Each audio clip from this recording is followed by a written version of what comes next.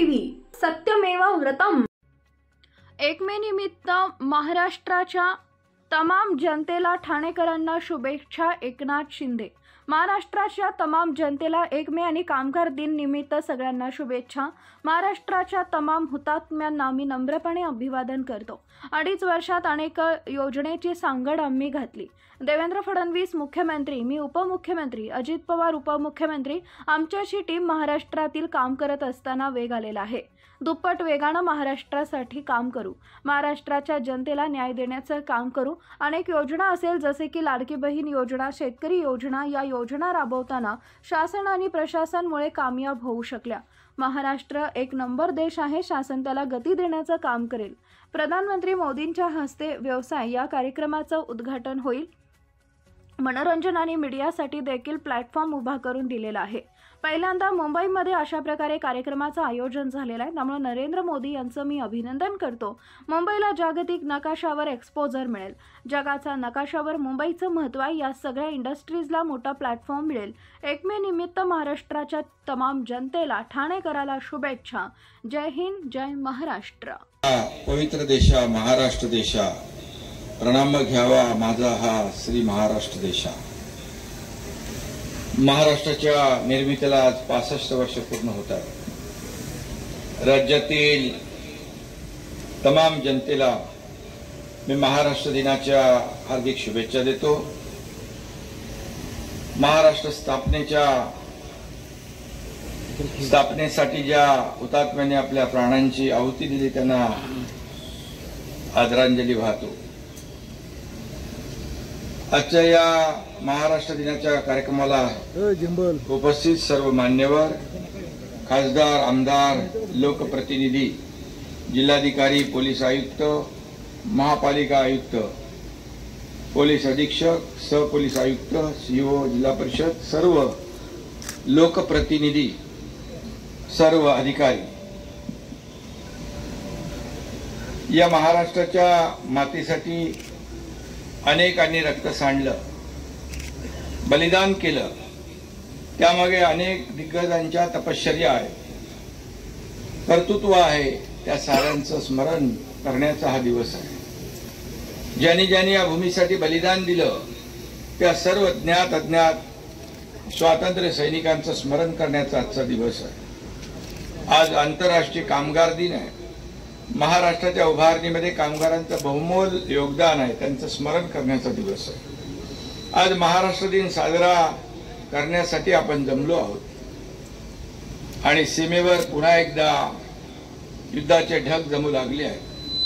ही वेळ आहे छत्रपती शिवरायांच्या शौर्याचा वारसा जागवण्याची, एकमेकांमधले हेवे दावे, पक्षभेद, अंतर्गत वाद भांडणं गाडून देशासाठी एकजुटीने उभं राहण्याची। ही राजकारणाची वेळ नाही, राष्ट्रकार्याची वेळ आहे। पहलगाम मधल्या अतिरेक्यांनी निरपराध पर्यटकांना गोळ्या घातल्या, याचा बदला देशाचे प्रधानमंत्री मोदीजी आणि आपले शूर सैनिक नक्की घेतील। त्या कामात मराठी पाऊलही पुढे असेल हे मी खात्रीने सांगतो। महायुतीच्या काळात महाराष्ट्राच्या महाप्रगतीची घोडदौड सुरू झाली। पंतप्रधान नरेंद्र मोदी, गृहमंत्री अमित भाई शाह यांच्या मार्गदर्शनाखाली मुख्यमंत्री देवेंद्र फडणवीसजी, उपमुख्यमंत्री अजितदादा पवार आणि मी, आम्ही तिघेही एक दिलाने, एक मताने महाराष्ट्राचा गाडा हाकत आहोत। जातनिहाय जनगणना करण्याचा ऐतिहासिक निर्णय प्रधानमंत्री नरेंद्र मोदीजी यांच्या नेतृत्वाखाली काल केंद्र सरकारने घेतला। महाराष्ट्र दिनाच्या पूर्वसंध्येला हे वृत्त येऊन फडकलं। मोदी सरकारची सामाजिक न्यायाची भेटच आपल्या देशाला मिळाली असं म्हणावं लागेल। या निर्णयामुळे महामानव डॉक्टर बाबासाहेब आंबेडकर यांना अभिप्रेत असलेला भारतीय समाज आता भविष्यात उभा राहिलेला दिसेल। असे निर्णय घ्यायला धाडस लागतं आणि म्हणून अनेक धाडसी निर्णय आपल्या केंद्र सरकारने मोदी साहेबांच्या नेतृत्वाखाली घेतले।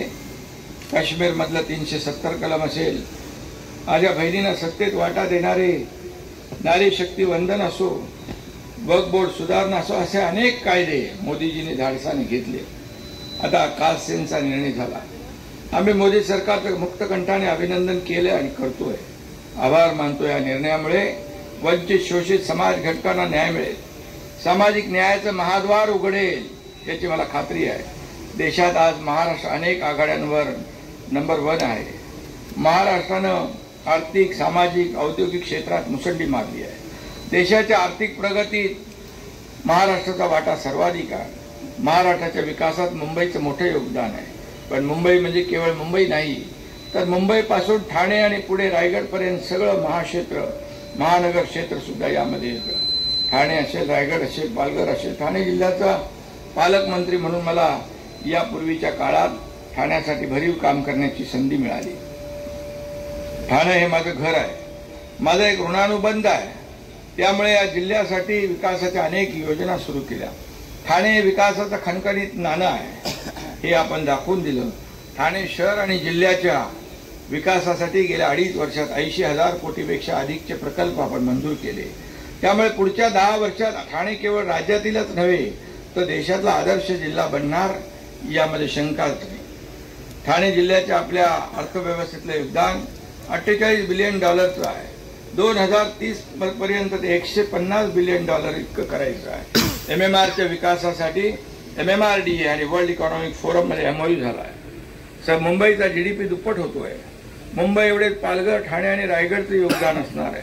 पुनर्वसन, परवडणारी घरं, जागतिक दर्जाची वाहतूक यंत्रणा आणि दर्जेदार लाईफस्टाईल असं ठाणे जिल्ह्यात चौफेर विकास करायचा आहे। देशातल्या सगळ्यात मोठे ट्रान्सफॉर्मेशन झालेला जिल्हा म्हणून देशात आघाडी मिळवून देण्याचं स्वप्न आपण पाहिलं आहे।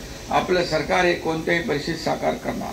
ठाण्याचा चेहरामोहरा बदलणारे तब्बल 34 इन्फ्रा प्रोजेक्ट सुरू आहेत। मेट्रो, बुलेट ट्रेन, कोस्टल फ्लायओव्हरचा समावेश आहे। यासाठी तब्बल 4 लाख कोटी रुपयांची गुंतवणूक अपेक्षित आहे। नागला बंदर येथे सर्वात मोठी चौपाटी विकसित होती आहे। ठाणेकरांना तणावमुक्त जीवन जगण्यासाठी, मनोरंजनासाठी ही मोठी सुविधा विकसित होती आहे। माझ्याकडे गृहनिर्माण, नगरविकास यासारखी महत्त्वाची खाती आहे आणि यामध्ये आम्ही लवकरच नवीन क्रांतिकारी गृहनिर्माण धोरण आणतोय। नवीन पॉलिसी, परवडणारी घरं असतील, परवडणारी भाड्याची घरं असतील, वर्किंग वुमन्ससाठी असतील, स्टुडंट हॉस्टेल असेल, गिरणी कामगारांसाठी घरं असतील, सर्वसामान्य लोकांसाठी घरं, हे मोदीजींचं सगळ्यांसाठी घरं हे धोरण देखील आपण राबवतो। येत्या 5 वर्षात 8 लाखापेक्षा जास्त घरं आपण बांधतोय। समृद्धी महामार्गाचा शेवटचा टप्पाही जवळजवळ पूर्ण झाला आहे। मुंबई पुणे मिसिंग लिंकचं काम 96% पूर्ण झालंय। आमच्या कामात कोणताही स्पीड ब्रेकर नाही आहे।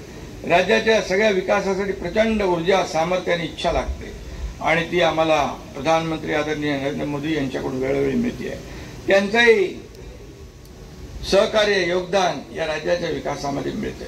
शासन में महाराष्ट्र दिन आणि कामगार दिन याच्या मी तमाम महाराष्ट्रातल्या जनतेला मनापासून शुभेच्छा देतो आणि महाराष्ट्रासाठी ज्यांनी ज्ञात अज्ञात हुतात्म्यांनी जे बलिदान दिलं त्यांना मी विनम्र अभिवादन करतो आणि मी माझ्या भावना आता मनोगतातून व्यक्त केलेल्याच आहे। पण महाराष्ट्रामध्ये आज जे आपण पाहतोय गेल्या 2.5-3 वर्षामध्ये विकासाचे प्रकल्प, लोकाभिमुख कल्याणकारी योजना यांची सांगड आम्ही घातली आणि महाराष्ट्रातील जनतेने भरभरून आशीर्वाद देखील दिले। आता मी उपमुख्यमंत्री, देवेंद्रजी मुख्यमंत्री, अजितदादा उपमुख्यमंत्री अशी एक टीम आम्ही जे काम करतोय, गेल्या वेळेचा जे वेग आहे कामाचा त्यापेक्षा दुप्पट वेगाने या महाराष्ट्राचा विकास करू, सर्वसामान्य माणसाला न्याय देण्याचं काम करू। आणि म्हणून मी मगाशी सांगितलं, शासन आणि प्रशासन ही रथाची 2 चाकं आहेत। शासन आपल्याद्वारे लाडकी बहीण योजना अशा अनेक योजना राबवण्यामध्ये शासनाबरोबर प्रशासनही होतं आणि म्हणूनच अशा मोठ्या योजना कामयाब होऊ शकल्या आणि म्हणूनच या महाराष्ट्र सगळ्या नंबर 1 आहे देशामध्ये। GDP असेल, FDI असेल, या ठिकाणी सर्व क्षेत्रामध्ये, स्टार्टअपमध्ये क्षेत्रात महाराष्ट्र नंबर 1 आहे आणि महाराष्ट्र नंबर 1 ठेवून आणखी त्याच्यामध्ये त्याला गती देण्याचं काम आमचं सरकार करेल। आजच आदरणीय प्रधानमंत्री नरेंद्र मोदीजींच्या शुभ हस्ते वेव्हचं उद्घाटन आहे आणि यामध्ये world audio visual entertainment summit असं या ठिकाणी कार्यक्रमाचं स्वरूप आहे।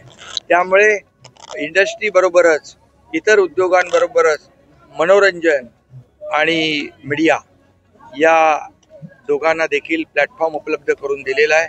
ही मोठ्या इंडस्ट्रीज आहे आणि मग इंडस्ट्रीला त्यांना ब्रँडिंग करणं, त्यांचं शोकेसिंग करणं आणि त्यामुळे मुंबईला खरं आणि हे मुंबईमध्ये होत आहे म्हणून मी आदरणीय प्रधानमंत्री नरेंद्र मोदीजींचं अभिनंदन करतो, त्यांना धन्यवाद देतो की एवढा मोठा पहिल्यांदा कार्यक्रम होतोय आणि त्यासाठी मुंबईची निवड केली। आता मुंबईत होणारे प्रकल्प, झालेले प्रकल्प याचं शोकेसिंग होईल, मार्केटिंग होईल आणि मुंबईला देखील जागतिक नकाशावर एक्सपोजर मिळेल आणि मुंबई आहे जगाच्या नकाशावर, मुंबईचं महत्त्व आहेच, परंतु अशा या कार्यक्रमामुळे ते वृद्धिंगत होईल। कारण मोदीजींनी यापूर्वी देखील मुंबईला ग्लोबल फिनटेक हब करू, मुंबई हे देशाचं ग्रोथ इंजिन आहे, त्याचबरोबर मुंबई हे पॉवर हाऊस होईल, अशा प्रकारचं जे काही भाष्य केलंय त्याची सुरुवात आहे। त्यामुळे खूप मोठ्या प्रमाणावर या इंडस्ट्रीना देखील एक मोठा प्लॅटफॉर्म उपलब्ध होईल। धन्यवाद।